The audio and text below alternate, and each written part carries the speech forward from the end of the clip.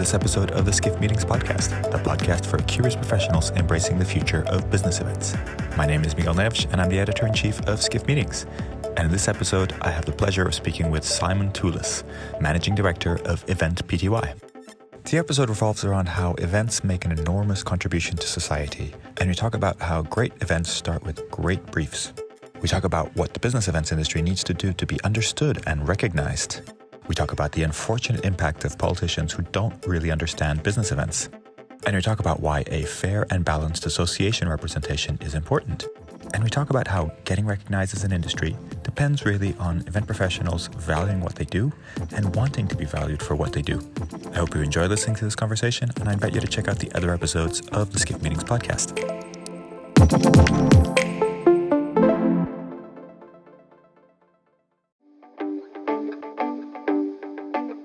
Now for a word from our sponsors, PHL Life Sciences, a division of the Philadelphia Convention and Visitors Bureau. Host your convention or trade show in Philadelphia, one of America's leading life sciences hubs. PHL Life Sciences, the first and only CVB division of its kind, will connect you to the professionals at the forefront of your industry and to a culture you can only find in Philadelphia. A city known for its rich history that's forging a bright future, Philadelphia challenges the expected and defies convention. A world of discovery is waiting. Visit phlife.com to learn more.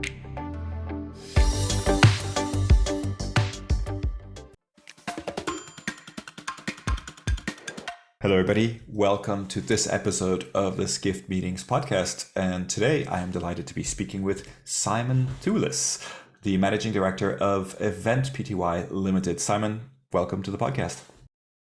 Thank you. Thank you for having me on. So, Simon, we've only met really just now, but we've kind of communicated a little bit about the Australian, the challenges currently in the Australian events industry, if you will, or business events sector. But I'd love you to start by telling us a little bit about your story with events. And I always ask guests to start where they first came across the industry. So when you first sort of realized there was this thing called the business events industry. Look, I guess I started as an 18-year-old as a lighting person, so that's a very long time ago. That was in a time known as the 80s, which are very different today. It was a very analog world, I'll just put it that way. And I guess the first business event that I was exposed to would have been a Ford tractor show when I was 19, so 1983. So launch of a new range of tractors. And the production company was Cameron Vernon Weston, who were one of the really pioneers of business events over here in Australia. So that was probably my very first one. And then I guess over the years, I gradually learned that there was an industry there.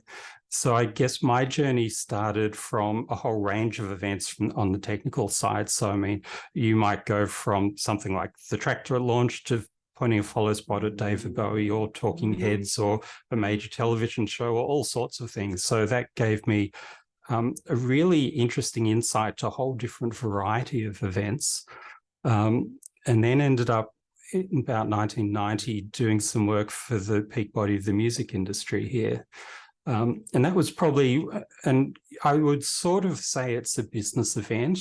And that was, the simple brief was, Simon, can you put together a bit of a day where the whole country celebrates Australian music?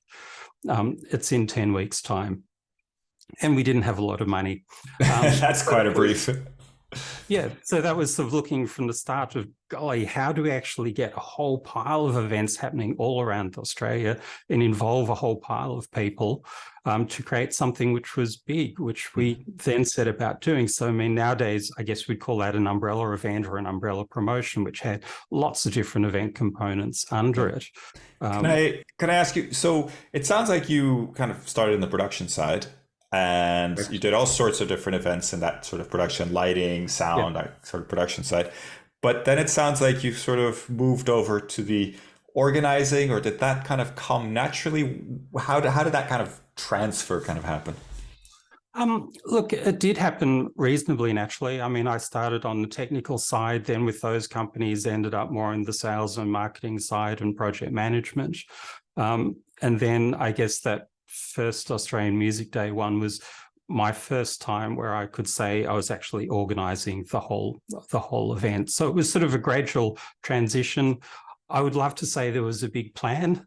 Looking back, I could explain it as there being a big plan, but it was sort of taking opportunities as they popped up, or making opportunities happen as they went along to sort of find what the next thing would be. So I guess I was always attracted to organizing the whole thing. So I guess it was sort of a natural transition. And so today you run your own company. Is it still mainly focused on production, or are you more on the kind of business and conferences side? Look, I've for a long time done the whole thing. So you'll get a brief from a client, which might be as simple as we need to reset and rebuild the relationship with our franchisee community. We want a series of events to do it. What do we do?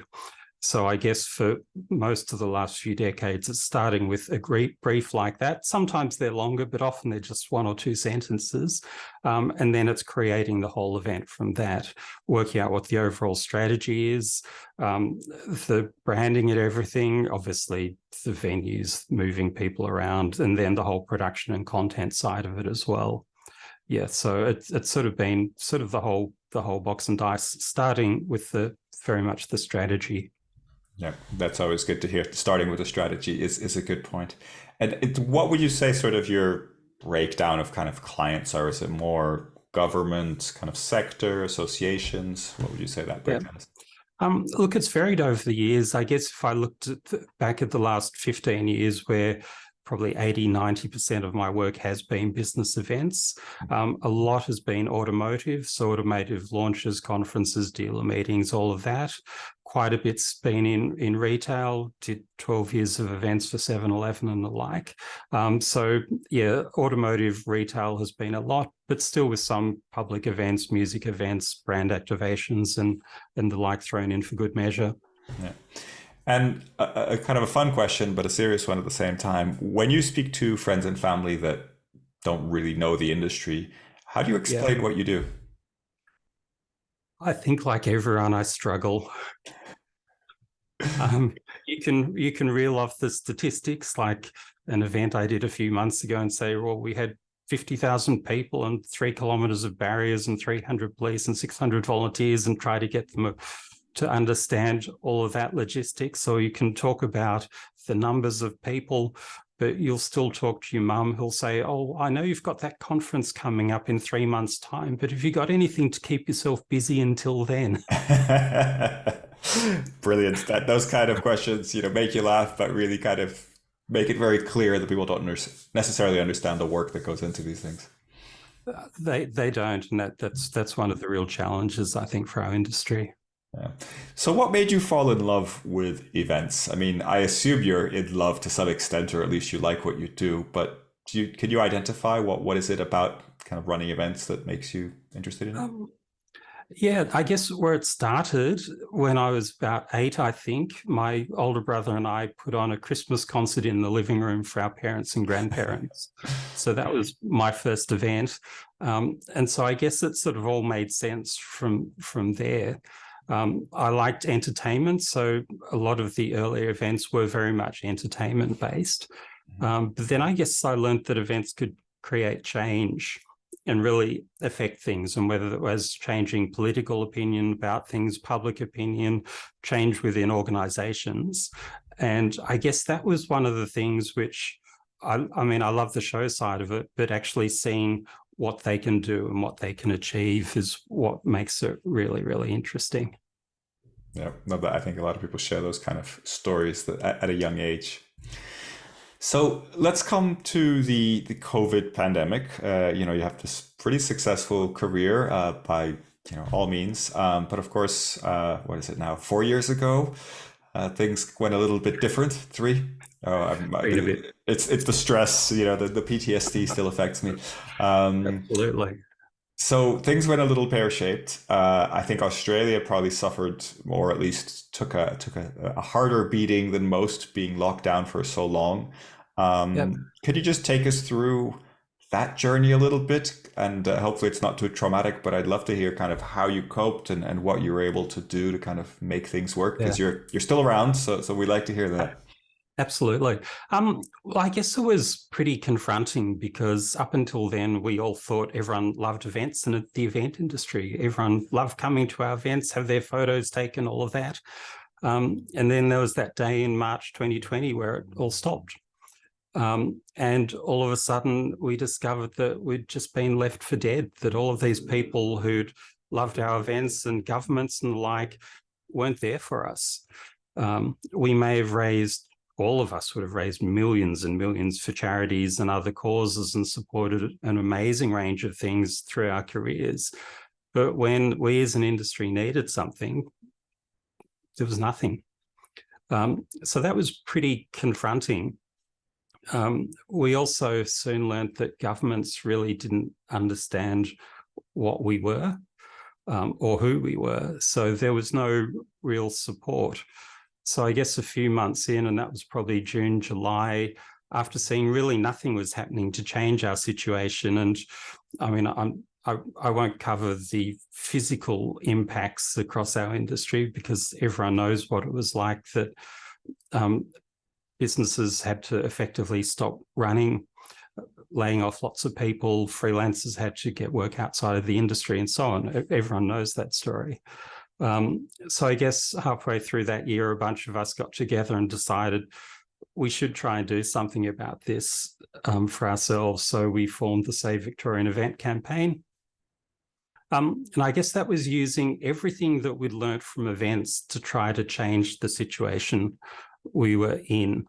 And so working out how do we involve as much of an industry as we could to do it, because we were a handful of people who were broken. So there's only so much a small group of people can do. But if we could get hundreds and hundreds of people from across the industry participating and doing stuff, emailing politicians, making phone calls, sharing information for stories, that we would have far more impact. And obviously that won't come as any great surprise to event people, because that's what events do. They're all about involving people and getting people to participate and contribute. And so we started that campaign and went through the process of both trying to educate governments and put pressure on governments to better support us.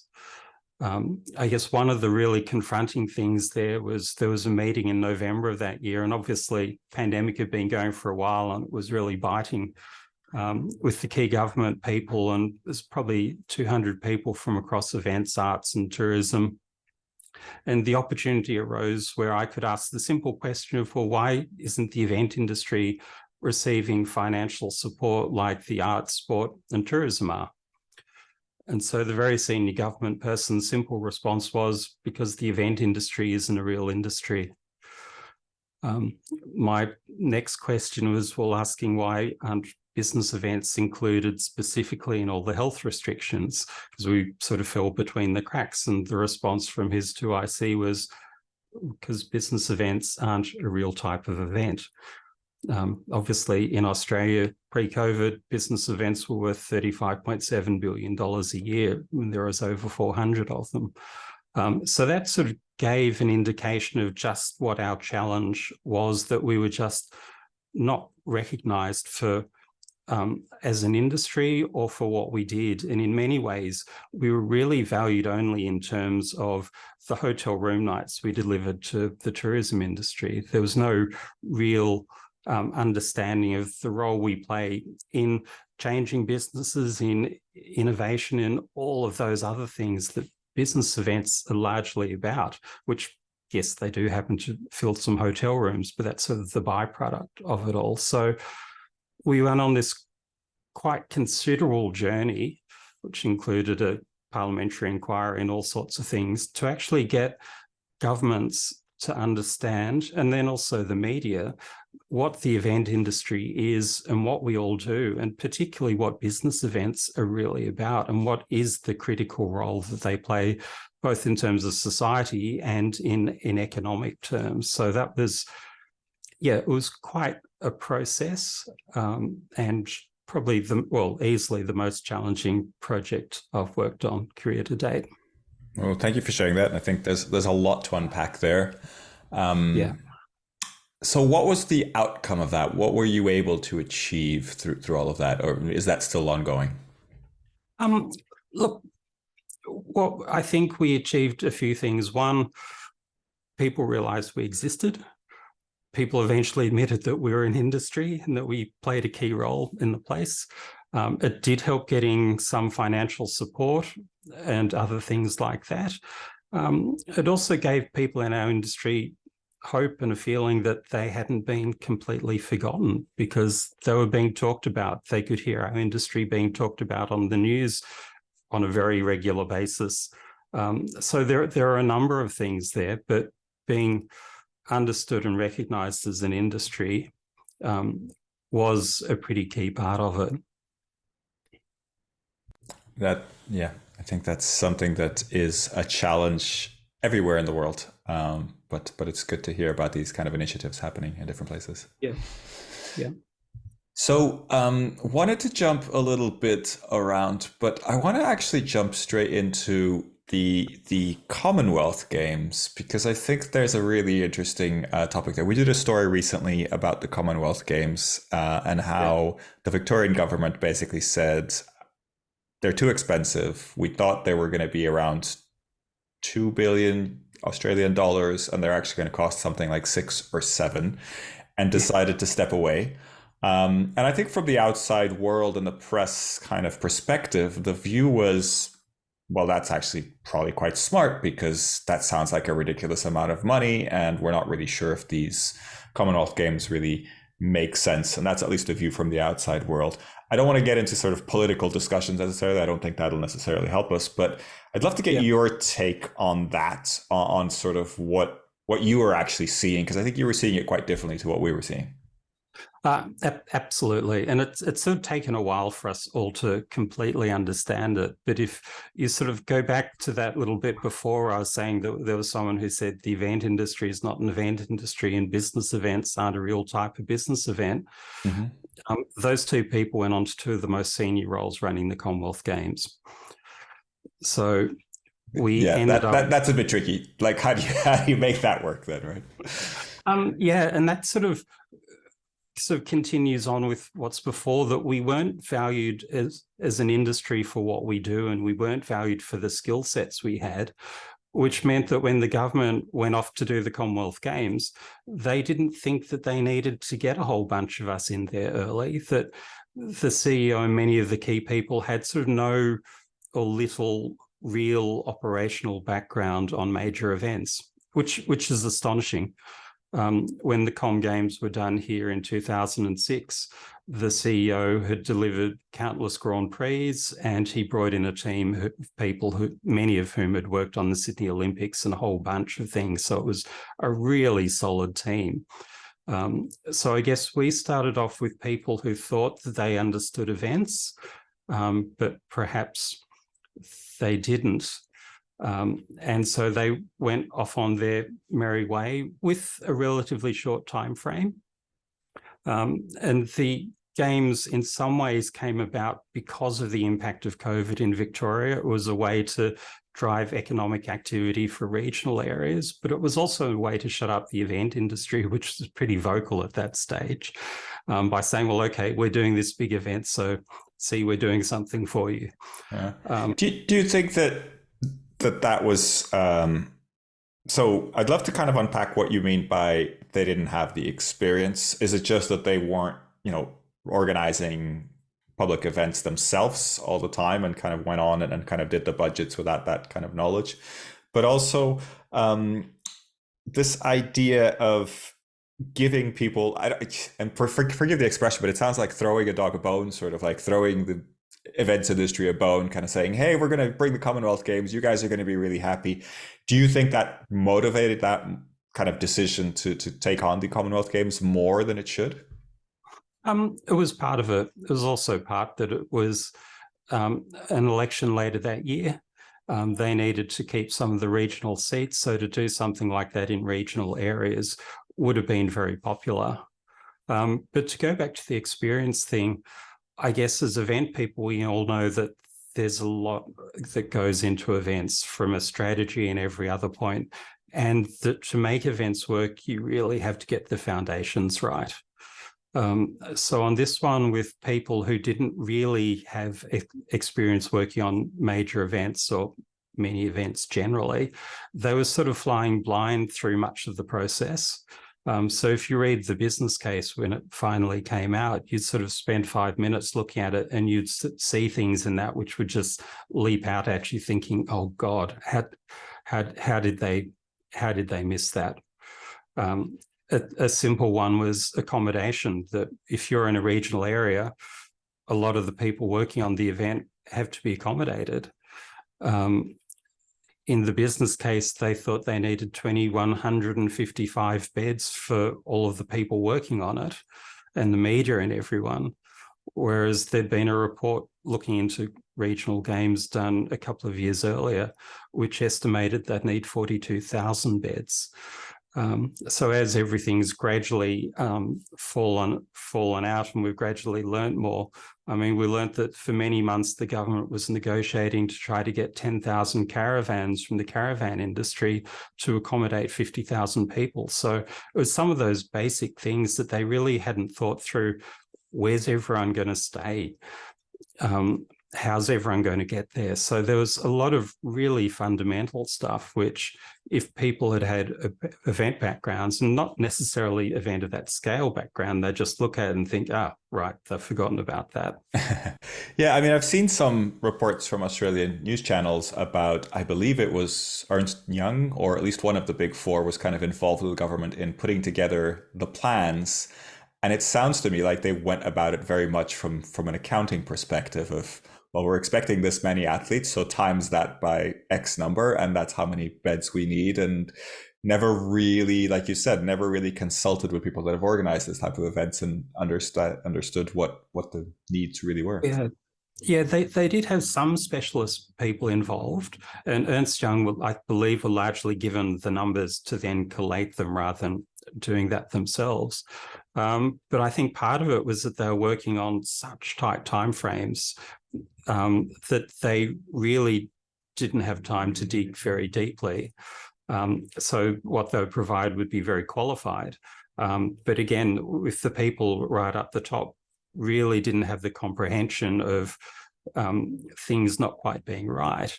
But then they also had probably, and I'll be careful on this, they probably had the client from hell.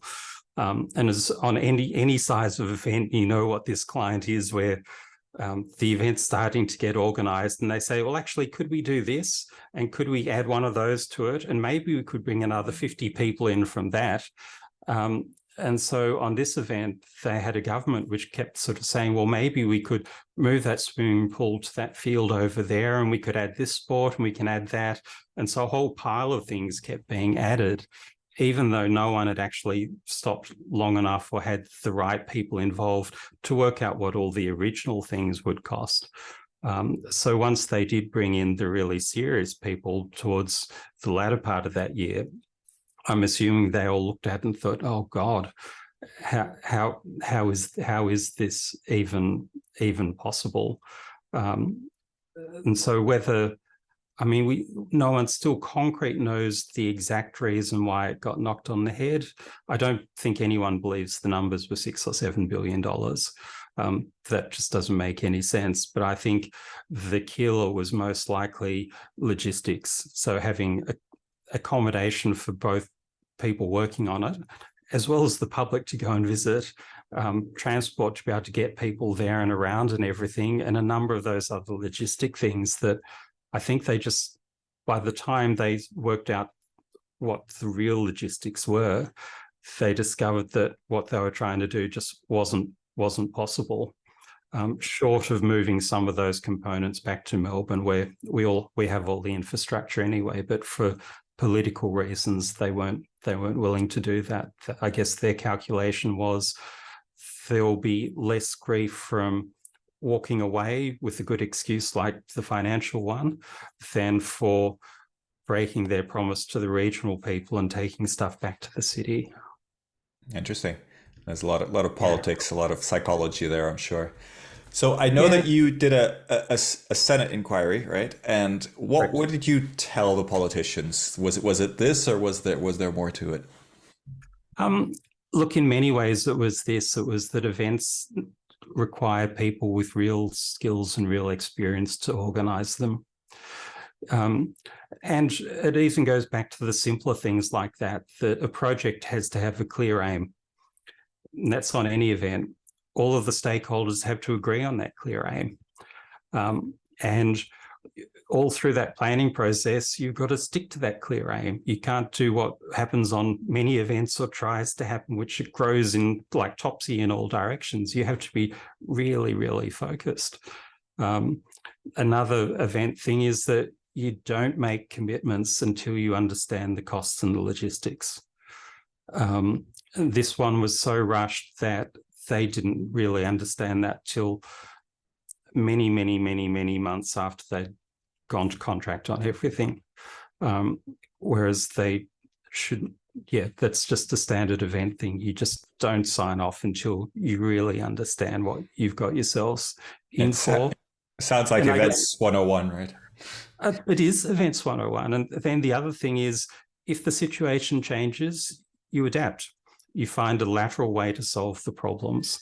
And I guess for many event people, when they saw it get knocked on the head, the common thing was, well, why didn't they ask us? There are many better ways that they could have done it had they talked to us. In that we know we can build temporary structures, temporary infrastructure, move people around. I mean, that's all Events 101 stuff. But yeah, when you look at the reasons for failing, it's some of the most common reasons why conferences, product launches, and any other type of launch fails. It's just this was a bit more spectacular. Is there, I mean, there's millions of events every year around politics, but it does seem like this sort of mix of political energy or political reasoning and kind of logistics is a bit dangerous, because if you're motivated and you want to kind of go in one direction or the other, then they don't live very well together, right? Because you can't logistically make massive changes suddenly when political energy shifts, right? Look, I think it would be one of the great challenges with projects like that you would need someone very, very tough at the top of the event to push back on the stuff that doesn't make sense. But again, we all face that. I mean, we've all had those moments with our clients where we may have to sort of read the riot act to them and explain to them that, look, we can do what you're asking, but it'll put your event at risk. And I've certainly had a number of moments in my career like that, where you actually have to be pretty brutal with them to say, do you want your event to be successful? If you do, this is what you need to do. Otherwise, we can do what you ask, but the whole thing might go pear-shaped. I've never had that happen. Of course, but so in your experience, I don't know how much you know about the teams organizing or the teams behind it, but you don't feel like there was a strong enough leader from the event side or the logistics side to kind of put their foot down and say, you can't make these changes. Like that wasn't happening as far as you know. No. And with the government here, it would be very hard to do it.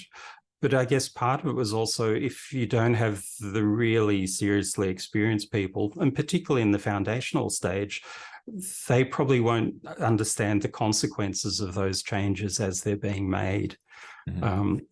And again, that's one of the reasons why you don't get your A team in 12 months from when you start thinking about an event.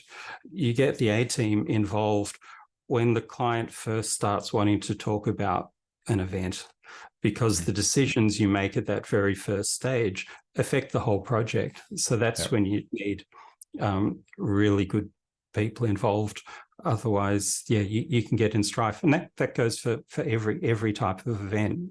Get the good people in early. Absolutely. Do you think it still makes sense to run the Commonwealth Games in Australia somewhere? Look, there's two bits to that, because when the government announced that they were going for the Games, I cautioned against it from the perspective of here we were an industry that's rebuilding.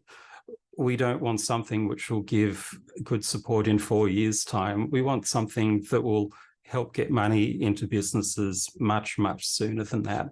So there was always, for me, a question mark as whether that was the right way to deal with the challenges we all had coming out of the pandemic.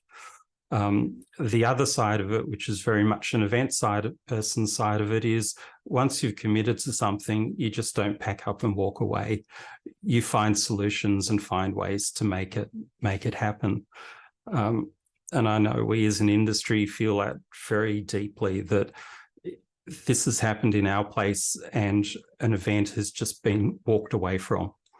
Yeah. Like they didn't exhaust all opportunities. I mean, the event could have largely been done in Melbourne for a much, much, much smaller price, yeah, with little issue, but it didn't happen. As far as could it be happening somewhere else in Australia? Absolutely. The Commonwealth Games on the Gold Coast in 2018, they only cost $1.5 billion. All the infrastructure's there. It wouldn't be hard to do the Commonwealth Games here. And at least then, as a country, we'd be living up to the promise that we made to the 50 or so countries around the world that compete in the Games. Yeah, I looked it up. There's 74 apparently, but it's 74. Yeah. A lot of them are very small islands and other kind of nations that only take part in a few sports. I think they're the big ones. Absolutely. And many of them never really get to go to the Olympics or other things. Yeah. So this is actually a really big deal for them. And it's also, I guess it's the largest event where the para athletes and the able-bodied athletes all compete together. So it has some fairly special aspects to it. Are you ready to celebrate your successes in the world of meetings and events? The Skift Meetings Awards are back for 2024, recognizing the most innovative business events companies across 15 categories, and we want you to be a part of it. Winners will feature on Skift Meetings, sending a clear signal to events professionals around the world that these are partners they can rely on. The final deadline for submissions is June 11th. We encourage you to start your submission today to secure the best entry rates. For more information and to start your submission, head to live.skift.com. Yeah, I have to admit, as a sort of non-Australian or UK or anything like that, it feels like an event that may have run its course. And I don't want to sound overly negative, but it does sound like a strange event in the sense that there's only a small set of nations that get to compete in it, but yet it's incredibly global, right? So you have Canada, India, Australia, the UK, all kind of competing.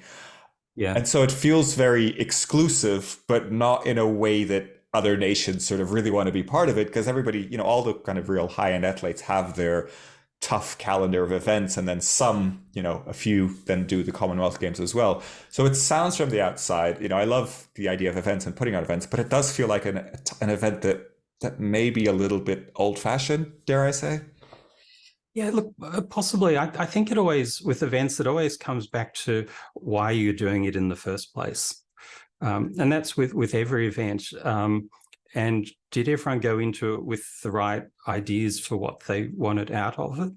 And that's the really big question. So I guess it can meet many sporting aims, and I'm not a sporting person, so I can't claim to fully understand those.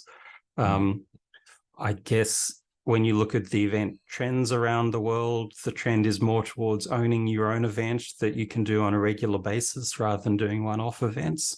I mean, that's a big trend for our industry. Yeah, it just does sound also from a sustainability perspective, because the countries are so far apart, and then there's that sort of Commonwealth connecting them. It feels like a strange kind of group of fans and people coming together that wouldn't, like you normally have the European Championships or the Australian Championships, and there's sort of like a regional connection there that I think makes more sense. Yeah, but without go ahead. Oh, no, I was just going to say, I mean, there would be quite clusters from different regions, but yeah, it's sort of from all around the world. So it's an interesting one like that. Yeah, it's definitely an interesting legacy one. The British Empire Games was the original name of them, right? And it sort of comes through and very much in the Commonwealth idea.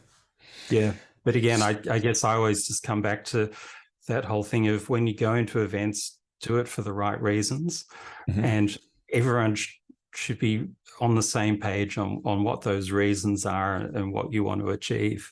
Because as soon as you all start going in different directions, events all start to have issues. Yeah, it does to take that kind of strong leadership. So one area that I really want us to touch on a little bit is, what I'm reading from this event is, okay, there's a lack of recognition of the industry. There's definitely a political versus logistical, push and pull there that's really tough to manage a lot of times. Yeah. But one area that we haven't touched on that much yet is this idea of legacy.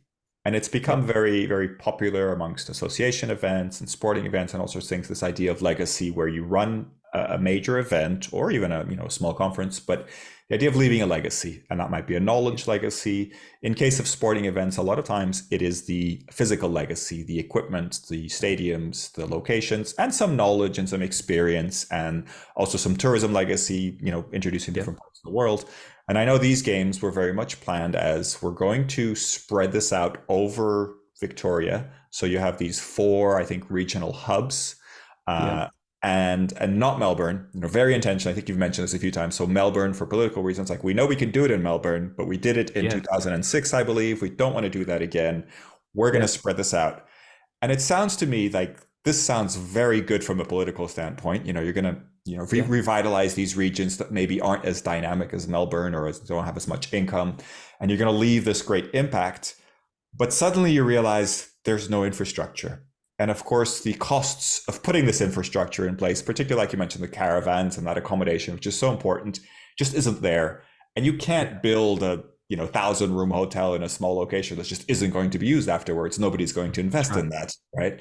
So I'm kind of seeing this as a bit of legacy gone wrong, kind of like we wanted to build all this legacy, but we didn't realize how much it was going to cost. And there's stories of Olympic venues pretty much all around the world. Every single Olympic, other than maybe the London Olympics, has tens of venues that are basically underused and just, sort of white elephants, or whatever we call the elephants, just sitting there, right? Is this how you read? Am I reading that wrong, or is there something there?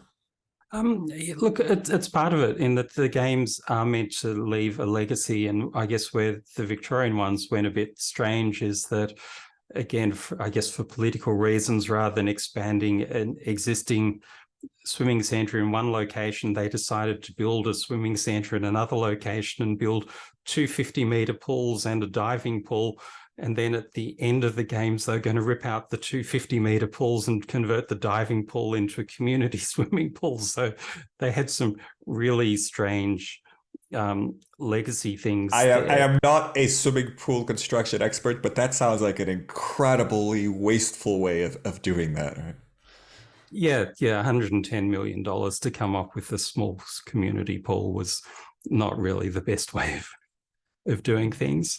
But I guess another way to look at the legacy side of events like that is the Sydney Olympics was a very good example of leaving a legacy for our industry, in that it was a games where they actually used a lot of local event companies, rather than often what happens is they'll be the same people circling around the world. And a lot of companies actually launched themselves onto the world stage from that. So there are quite a number of companies which sort of grew to now they work on major events all around the world. So from an event industry perspective, the Sydney Olympics was a really interesting example of what a legacy can be for an industry. The Com Games in 2006 was probably less so because a lot of the Sydney Olympic people came in and worked on it and moved on, which I can understand them doing that. They decided they wanted the best team available. These people had delivered a brilliant Sydney Olympics. So I guess there's also that looking at the legacy side for an industry. And I guess we'll never know what would have happened with the Victorian Games, but was it really going to have the same sort of legacy as some of the others have in terms of profiling our industry, allowing the industry to rebuild itself after the pandemic? because just the sheer volume of people that would have needed to be found for our industry so that we're ready by 2026, that's a huge thing. At the end of the main bit of the pandemic, I mean, we were estimating we'd lost 3/4 of the technical staff in our industry in Victoria. So that's a slow rebuilding process. So an event like the Com Games would have absolutely accelerated that. So there are many aspects to legacy, but not sure they fully understood them all. It sounds like at least from the physical legacy, that the projects were not quite thought through in the best way, but at least from a staff and from a knowledge perspective, there may have been some great benefits, but we probably will never know because we're a little bit too early to kind of find out how everything was going to run, right? Yeah, absolutely. Yeah. So wanted to go back to another story that we ran, which was something that's come out as a very positive story, this idea of these 3 Australian associations merging. And I'll go through the names of the associations. I know there's kind of acronyms that make it easier, but there's the Australian Association of Convention Bureau, the Australian Convention Centres Group, and the Exhibition and Events Association of Australia. Now, of course, these to me are just long names of associations. I'm sure they mean a lot more to you. And they all merged to form the Australian Business Events Association. And from the outside perspective, largely kind of with a sort of press release kind of fed to kind of the outside world, was this is a great success story. The Australian industry realized that having all these, associations didn't maybe give them the voice that they needed with government, which was sort of what you were saying before. And it sounded like this was a great idea. But I think you're not so sure about this being at least so smooth and so easy to kind of merge together. And there seems to be some cracks happening. Can you tell us a little bit about how you're seeing this? Yeah, absolutely. I guess representation, particularly to government, was a massive issue during the pandemic. And many of us in industry got together and did it ourselves. Because the existing associations, and I get into a lot of trouble when I say this, didn't do as much as perhaps they should. And I guess part of that comes back to the transition that's happened. If you look at business events, we've gone from the traditional conference where it was the attendees send their info to the PCO sends out information that you need to know, and then you trot along to the event at the right time and whatever. Whereas I guess the modern business event, it's actually engaging the attendees early on, it's involving them with the process, and it's making them participants in the event. So they're 2 quite different ways of doing it. So I think it's looking at how we go from what was the traditional association, which is very top-down, sends information out, to more of, I guess, the grassroots driven, where it's actually actively involving the industry and letting them participate in it. And so I guess that was one of the things to have come out of that pandemic. So I guess I look at it and think, well, has anything really changed, or are we just in the traditional old style of association, which is very much top down? And on this one, it's also a bit more complicated because there are 2 other associations, Meeting and Events Australia, which is really the largest business event group at the moment, and the Professional Conference Organisers Association. And so they're both still running as associations now in competition with ABEA. So I guess... Okay. So would you want there to be a 5 association merger, or is that not the point here? Because what I'm hearing you say is for representation, I guess bringing people together is good. Bringing association together is probably a positive thing. Yeah. But there isn't necessarily this harmony and sort of everything kind of fitting together, right? There's different needs for different people.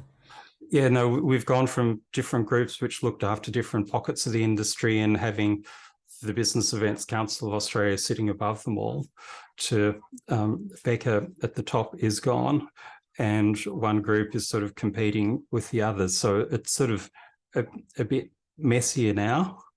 But it also comes back to that thing of And we saw it a lot during the pandemic. How do you represent the interests of your people, particularly to things like government?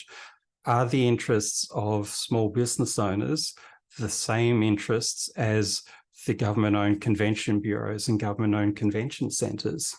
And they're very different.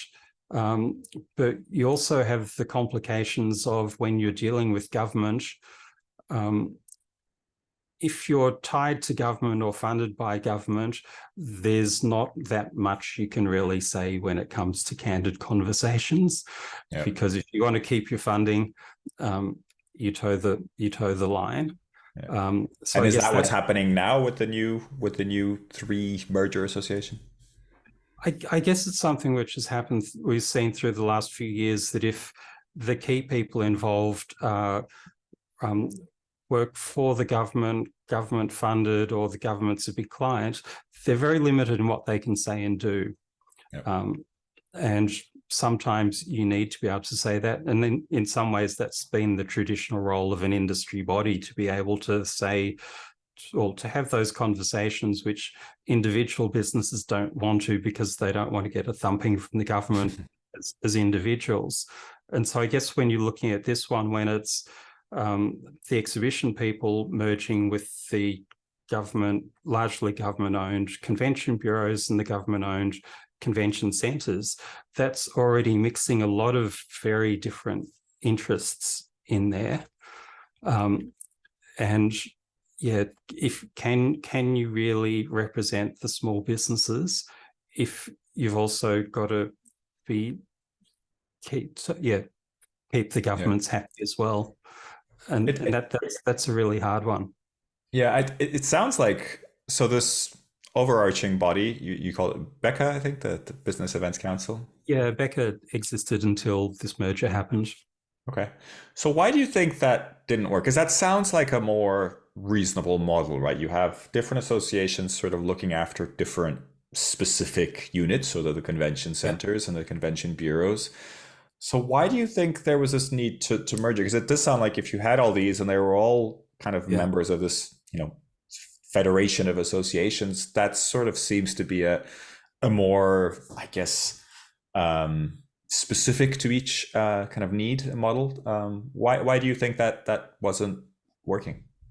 I guess as an industry, we've never needed much from government. There's little bits of tourism-related funding here and there. There's work done to help attract international conferences and all of that. But as an industry, we'd never really needed much from government in terms of policy. And so once COVID happened, all of a sudden we needed government support to be allowed to trade, to get support so we didn't go broke and all of those things. So all of a sudden we needed real support from government. And the old structures had difficulty in dealing with that. I don't think they really understood the political processes that in the old world, where you're just wanting that little bit of tourism funding, you can go along and have a meeting every so often with the bureaucrats and they'll eventually stamp it and on you go. Whereas if you want major policy changes with government in this day and age, it's more than asking the bureaucrats. You've got to do grassroots thing, you've got to get onto local members of parliament, and you have to run media campaigns. And that's the way that you get change. And I don't think the traditional bodies were, and it's whether they weren't willing to do that or didn't have the skill sets to do that, but it meant that there was sort of very limited in what they could do during the pandemic, just because it's a very different world now. And I'm sure it's the same around the world. You can see a whole bunch of different industry groups when they run campaigns with government that, yep, you'll see it all in the media. You'll know that they've got their members on the cases of all the local members of parliament, and they're doing the normal policy stuff as well. So it's, I guess it's adapting to the world we live in, which is a world where maybe we'll never need anything serious from governments again. But I think we learned from the last few years that we don't want to leave that to chance, that if something happens again, we want governments to know who we are and to understand us. And that requires a different approach, a different skill set. And certainly if you're a government, if your board members include people employed by the government, you'll be very limited in your ability to go on the television news in the evening and demand things, because you'll get in a lot of strife for that. So I guess it does need to change so that our industry can get much more support than it has, and just to be seen as beyond just being a little bit of the tourism industry. And that was probably one of the biggest fights that we had in the tourism industry. We're happy to have us as with that little business event bit there, whereas so much of what we do isn't tourism related. We're driving change in businesses, we're driving innovation, we're driving a whole bunch of things, and absolutely some of our events have tourism benefits, but it's not the reason why my clients would spend $1 million on having a company conference or whatever. So it is, how do we continue to change how we're perceived as an industry so that we really are valued, so we don't have a debacle like the Commonwealth Games ever happening again. They should be thinking, right, we're doing this major event, how do we get the best event people in a room to do it? But that didn't happen because we're still not valued as an industry to that degree. It sounds like you have a lot of ideas in this area, and I almost feel like you should run for leader of all the associations in Australia, right? Is that something you're thinking about? Not really. I guess I've always been a relatively low-key member of my industry. I've spent most of my career just getting on and organising events. I guess I only started doing things when we just saw everything was going pear-shaped and people had to step up. Yep. And I guess I had dealt with government a bit. I had dealt with media a bit. So I didn't have the government clients, so I had less to lose than some. Yeah, I can see that how that works. Any last thoughts about how we make that happen? Because you have a lot of things that you'd like to see improved, but obviously this isn't something that you can do overnight. How do you educate the government, and how do you set up association structure or campaign structure in a way that you can put something in place that works if we are in a situation like COVID again? It starts at a personal level. We all have to value what we do. As event people, we're all, maybe it's just because some of us are Australians, but we're all a relatively low-key industry. A few flamboyant exceptions, but we're an industry that just quietly behind the scenes makes extraordinary things happen, and happen in a way that very few other industries can make happen. But we don't often value what we do ourselves to the degree that we should. And therefore, people in government and other places don't necessarily value us to the degree they should either. So I think it starts with us as an industry and people in it deciding that we really want to be valued for what we do. I mean, as an industry, we make an extraordinary contribution to society, and whether that's in business events, whether that's community events, whether it's the many other types of events, most people's lives in any country are touched by what we do in the course of a year, one way or another. But we don't value what we do enough, and therefore, as an industry, we need to value that, and we need to be very proud about that. And so I think they're sort of the starting points, because I guess the key thing that I learned is once you sat down with politicians or media, and I sat down with dozens and dozens of them and talk about what we do, they're all really interested and quite excited about it and quite amazed by all of the different skill sets we have of all the different people that are involved with a business event. But they've never really heard about that before. And I guess for me, there's a bit of head scratching of how did we get to a pandemic and really no one understood what we do. So as an industry, we really need to value ourselves and what we do, and then put effort into communicating that to others. I mean, we do that with our clients to varying degrees. I think we're sort of all a bit too laid back sometimes with our clients, that our clients take us for granted a bit. Of course, Simon will get that across the line. That won't be a problem. But what we do is pretty special. That is a great message. I really appreciate that. I think it's true. And we are the people behind the scenes most of the time. And so being behind the scenes doesn't necessarily make it very obvious the hard work that goes on behind the scenes. Absolutely. But I mean, I know from my experience, we change the culture of companies we deal with. We often change political opinion. We might change public opinion on things. We do really serious, important stuff.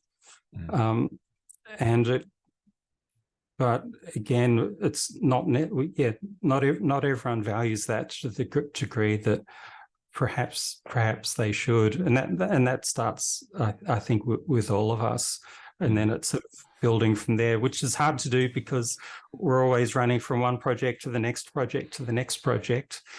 But yeah, that's the start. Being proud of what we all do as an industry. Yep, I think that's an excellent message. So I'm going to wrap up there.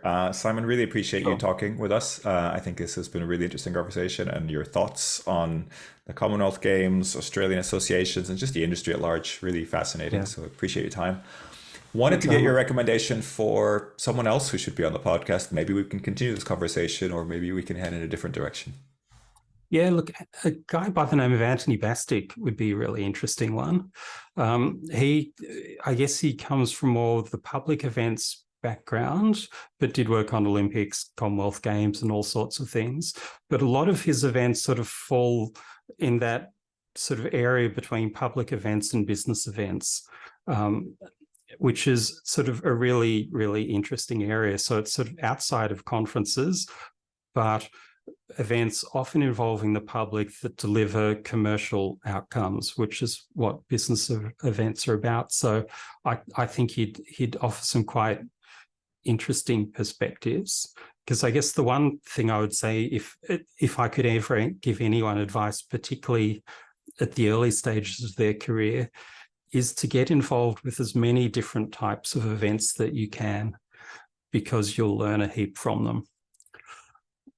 I like that perspective. Yeah, definitely understanding how different roles impact different events and how the industry all moves together or in different ways, I think is very valuable. Absolutely. And you get to steal from each of them. Things that might work on music festivals actually have relevance for business events and conferences and vice versa. So there's just so much you can learn by getting involved with a really, really broad range of events and event people. Brilliant. Well, thank you so much for that recommendation and the fascinating conversation, Simon. Absolute pleasure speaking to you, and wishing you all the best, and keep in touch. Thank you. No, it's been great to have a chat. Thank you.